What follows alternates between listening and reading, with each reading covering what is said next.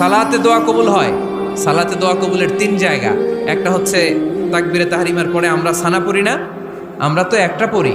আল্লাহর হাবিব সুন্নাহ এবং নফল নামাজে আরো পড়তেন সানা, ওই দোয়া কবুল হয়। 2 নম্বর জায়গা সালাতে সেজদায় পড়ে দোয়া করলে কবুল হয়। আকরাবু মা ইয়াকুনুল আবদু মির রাব্বিহি ওয়া হুয়া সাজিদ ফাকসিরু ফিহি দুআ।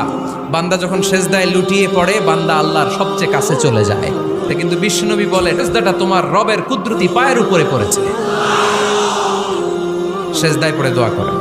সালাম ফিরানোর আগে বিশ্বনবী দোয়া করতেন, লা ইউসাল্লিমান্না আহাদুকুম হাত্তা ইয়াতাআওয়াযা মিন আরবা'a।